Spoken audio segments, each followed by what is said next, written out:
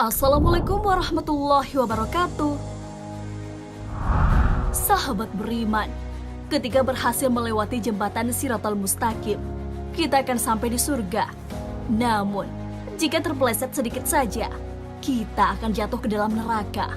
Walaupun begitu, jangan khawatir, karena Rasulullah SAW ternyata memberikan cara untuk bisa lolos dari jembatan yang sangat tipis itu. Benarkah jembatan Shiratal Mustaqim bisa membuat kita lupakan segala hal? Bagaimana cara agar bisa sampai ke surga tanpa melewati jembatan Shiratal Mustaqim? Tonton video ini hingga akhir agar tidak sesat. Seperti apakah jembatan Shiratal Mustaqim? Jembatan Shiratal Mustaqim terbentang di atas neraka menuju surga. Selain lebih tipis dari rambut, jembatan ini juga lebih tajam dari pedang. Hal ini telah diabadikan dalam hadis Rasulullah SAW. Dan neraka jahanam itu memiliki jembatan yang lebih tipis dari rambut dan lebih tajam dari pedang. Di atasnya ada besi-besi yang berpengait dan duri-duri yang mengambil siapa saja yang dikehendaki Allah.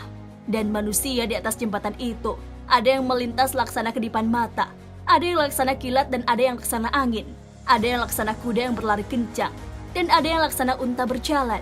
Dan para malaikat berkata, "Ya Allah, selamatkanlah, selamatkanlah." Maka ada yang selamat, ada yang tercabik-cabik lalu diselamatkan, dan juga ada yang digulung dalam neraka di atas wajahnya. Hadis riwayat Ahmad. Saat berada di jembatan Shiratal Mustaqim, manusia akan berada di situasi tegang. Mereka sudah tidak ingat dan peduli terhadap orang-orang di dekatnya. Dalam 3 keadaan, seseorang tidak akan ingat kepada yang lain. Pertama, saat berada di timbangan amal, sampai dia mengetahui apakah timbangan amal baiknya ringan atau berat. Kedua, saat berterbangnya catatan amal, sampai dia mengetahui di mana catatannya jatuh, apakah di sebelah kanan, di sebelah kiri, atau di belakangnya. Dan ketiga, saat berada di jembatan Al-Sirat yang dipasangkan di antara 2 punggung neraka jahanam, sampai dia mengetahui apakah bisa melintas atau tidak. Hadis riwayat Abu Daud. Bagaimana orang-orang melintasi jembatan Shiratal Mustaqim?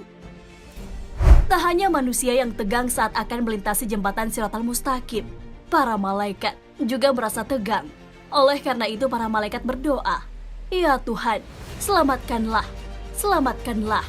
Hadis riwayat Bukhari. Setiap orang yang melintasi jembatan ini berbeda-beda, bergantung amalan yang dikerjakan semasa hidup.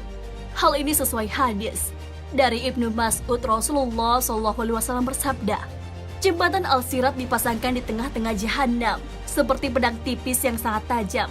Ia sebuah jembatan yang licin dan menggelincirkan. Di atasnya penuh besi-besi pengait dari api yang siap menyambar, mengait dan menghempaskan ke neraka. Di antara mereka ada orang yang melintas secepat petir. Dia berhasil selamat dan tak melekat bergelantungan pada jembatan. Ada pula yang melintas secepat angin. Dia berhasil selamat dan tak melekat di atasnya. Ada pula yang melintas secepat kuda. Ada pula yang melintas seperti orang berlari. Ada pula yang melintas seperti orang berjalan cepat. Ada pula yang berjalan seperti orang berjalan normal. Dan manusia yang terakhir melintas adalah seorang laki-laki yang telah hangus terbakar api dan menghadapi kesulitan di atasnya. Kemudian dimasukkan Allah ke dalam surga berkat karunia, kemuliaan dan rahmatnya." Hadis riwayat Tabrani.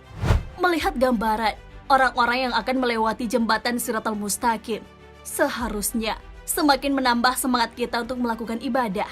Hal ini telah dilakukan oleh para ulama dan sholihin. Salah satunya adalah Khalaf bin Ayyub. Kisahnya diceritakan dalam Mukasyafatul Qulub. Beliau adalah orang yang saat melaksanakan sholat sangat khusyuk, sampai ia tak menyadari lalat kerbau menggigitnya. Darah mengalir, tapi ia tetap melanjutkan ibadahnya.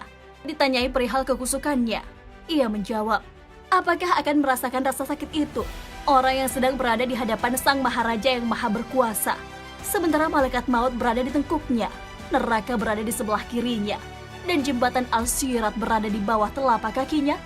Melewati jembatan Shiratal Mustaqim juga bisa menggunakan perahu. Namun, hanya orang-orang tertentu yang akan menggunakan perahu itu. Bagaimana cara mendapatkan perahu itu? Dalam kitab Dokoikul Akbar, Fi Zikril Jannati wan Nar, karangan Abdurrahim bin Ahmad Al-Qadi, dijelaskan bahwa Ada orang-orang yang akan mengendarai perahu untuk melewati jembatan Siratal Mustaqim nantinya. Yang akan menjadi kapal atau perahu menuju surga Allah Subhanahu wa Ta'ala adalah masjid. Orang-orang beruntung yang akan berada dalam perahu itu adalah mereka yang gemar melaksanakan ibadah di dalam masjid. Dalam kitab tersebut diceritakan bahwa ada suatu kaum yang berada di jembatan Siratal Mustaqim. Mereka menangis dan berharap ada yang menolong. Mereka berkata, "Siapakah gerangan yang bakal menyelamatkan kita dari api neraka?" Padahal kita tidak kuasa melewati jembatan ini.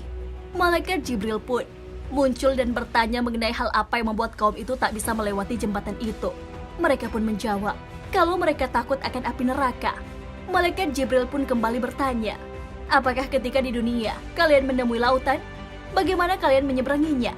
Mereka pun menjawab bahwa mereka menggunakan perahu untuk menyeberang. Setelah itu, Malaikat Jibril pun datang membawa masjid dalam bentuk perahu. Masjid ini adalah tempat yang sering mereka datangi saat di dunia. Mereka beribadah di dalamnya. Mereka pun duduk di atas masjid yang telah menjelma menjadi perahu. Jibril pun berkata kepada mereka, "Inilah masjid-masjid yang telah kalian pergunakan untuk sholat berjamaah." Keutamaan sholat berjamaah di masjid juga diungkapkan oleh Abdullah Mas'ud radhiyallahu anhu. Beliau berkata, "Barang siapa senang untuk berjumpa dengan Allah kelak sebagai seorang muslim, maka hendaklah menjaga sholat sekiranya datang panggilannya. Sesungguhnya Allah telah mensyariatkan kepada nabi kalian sunnah-sunnah petunjuk, dan sholat adalah termasuk sunnah petunjuk. Seandainya kalian mengerjakan sholat di rumah-rumah kalian, niscaya kalian telah meninggalkan sunnah nabi kalian. Tiada seorang yang bersuci lalu menyempurnakan sucinya, kemudian pergi ke masjid melainkan Allah mencatat kebaikan baginya dari setiap langkah. Allah mengangkat derajat satu langkah dan menghapus dosa dengan satu langkah lainnya. Sholat memang bisa dikerjakan sendiri maupun berjamaah, namun lebih afdal jika dilakukan berjamaah. Perihal sholat berjamaah, Rasulullah SAW selalu mewanti-wanti umatnya untuk melaksanakannya. Hal ini sesuai hadis dari Abu Hurairah. Rasulullah SAW bersabda, "Siapa saja yang menjaga sholat 5 waktu secara berjamaah, maka ia menjadi orang pertama yang melintasi jembatan As-Sirat yang cepatnya seperti kilat menyambar. Kemudian dikumpulkan Allah bersama golongan tabi'in." Hadis riwayat Tabrani. Sholat menjadi penyelamat seseorang, tidak hanya di dunia, tapi juga di akhirat. Perintah sholat pun telah banyak diabadikan dalam Al-Quran. "Bacalah apa yang telah diwahyukan kepadamu, yaitu Alkitab Al-Quran, dan dirikanlah sholat. Sesungguhnya sholat itu mencegah dari perbuatan-perbuatan keji dan mungkar. Dan sesungguhnya mengingat Allah, sholat adalah lebih besar keutamaannya dari ibadat-ibadat yang lain. Dan Allah mengetahui apa yang kamu kerjakan." Quran Surah Al-Ankabut ayat 45. Sahabat beriman, melewati jembatan Siratal Mustaqim tanpa kendala adalah keinginan semua orang. Namun, sudahkah kita mempersiapkan untuk melewati jembatan itu? Seberapa seringkah kita sholat berjamaah di masjid selama ini? Wallahu a'lam bishawab. Wassalamualaikum warahmatullahi wabarakatuh.